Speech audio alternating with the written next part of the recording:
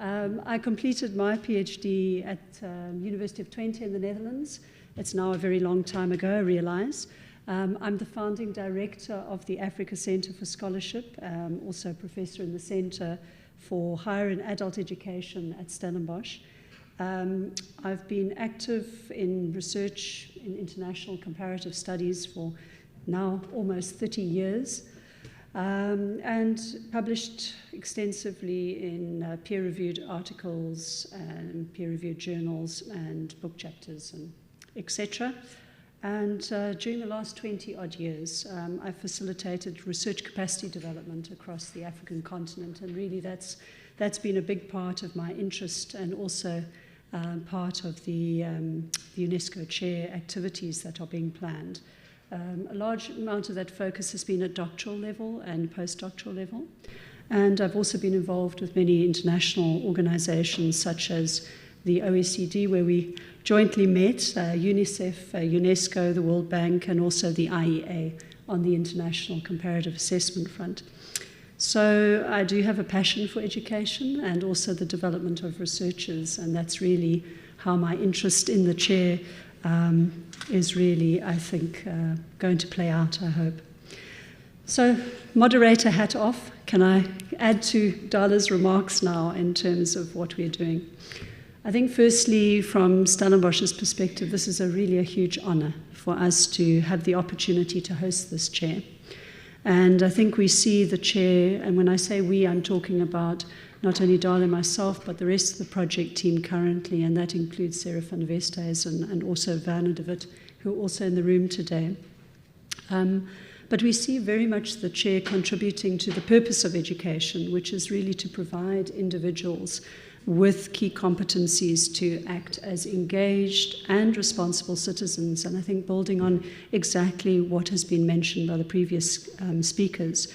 And these intercultural competence skills in particular have to be really part of the lifelong learning processes. I think the argument has already been very well made.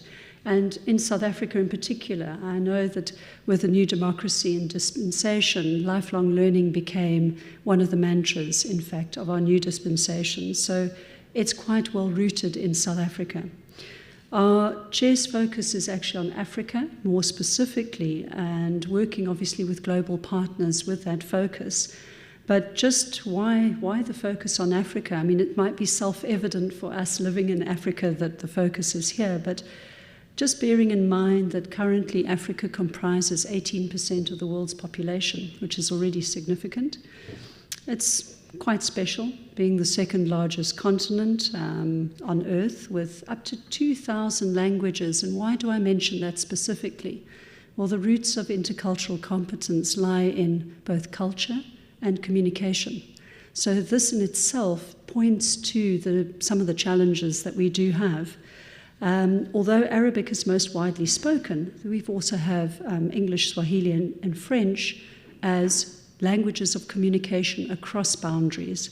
But of course, the other 1,996 languages are precious, and we run the risk of some of them dying out currently on the continent. Obviously, the continent itself is quite blessed with its resources. But there are many other attributes. One of the concerns, I think, that are particularly poignant for this chair is the fact that our population has grown significantly to 1.4 billion at this stage. We have a considerable youth bulge.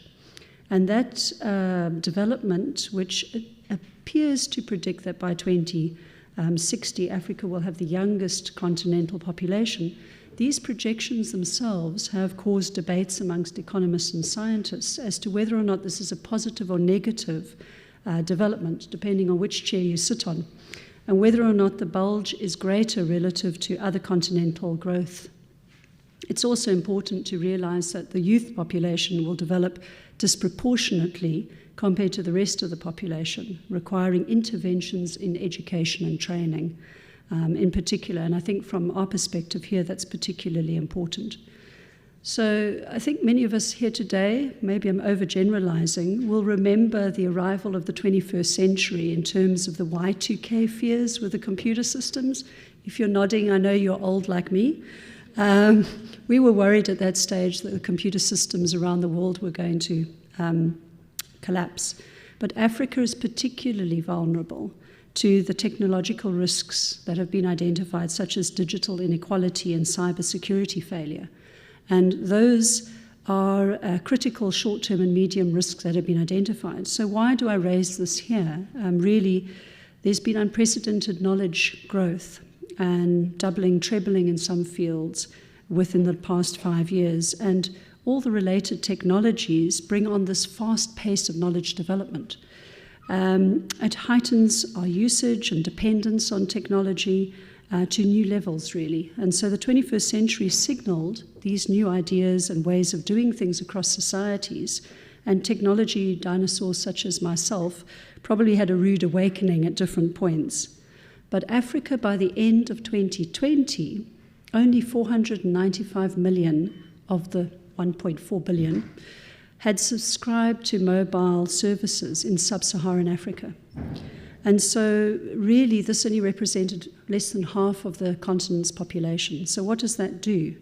If only 22% have access to the internet, and much of the knowledge generation is occurring and being disseminated via the internet, what does that mean for us in terms of the growth of the digital divide? So contrast this, for example, with some of the international studies we've been involved with that illustrate that in the Netherlands, 98% of homes have computers and devices and access to the internet. And compare that with 54% in our country here in South Africa, and the rest of the Africa being about 8%. So that already gives you a sense of where we are currently. And so these realities have resulted in a variety of significant challenges in education and wider society. And that leads me now to the themes that we are going to be embarking on, and the intersectionality of what Dala has already introduced this morning in terms of intercultural competence with gender equality, climate action, and peace building. If we look at the first theme, gender equality, so the 21st century has been particularly complex, and I think Dala's already touched on that in terms of what she revealed. Many of you will remember the strength and the backlash around the Me Too movement as women around the globe fought back, whilst there have been increasing challenges around the world.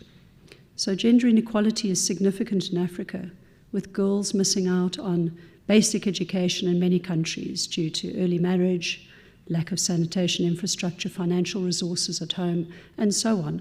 But the consequences of that are dire, as low education participation of women in particular has been linked to increased mortality rate, reduced life expectancy, and malnourishment of children, amongst others. And today we're fortunate to have Professor Amanda Goos, who will say more about agenda in our next session.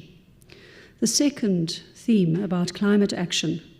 Whilst many of you will remember the face of a young girl in Sweden who captivated and captured the international public's attention initially, the groundswell around the impact of climate change increased through film by a Hollywood actor, preparing, I think, for the communications and data from the terrain of the scientist, climate scientist, and helped that to land on more fertile ground. It gave it a popular appeal, more popular appeal.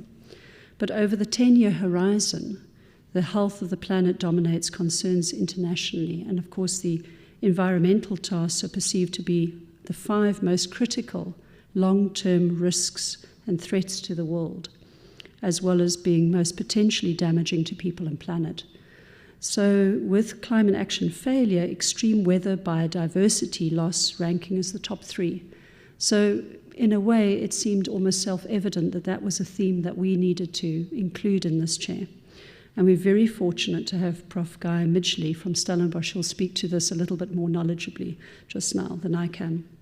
The third theme, peace building, that has been included in the chair, has really increased mobility prior to COVID and subsequent to COVID, has been another feature of the 21st century. Migration patterns have changed internationally, urbanization and informal settlements have become synonymous with African economies and countries.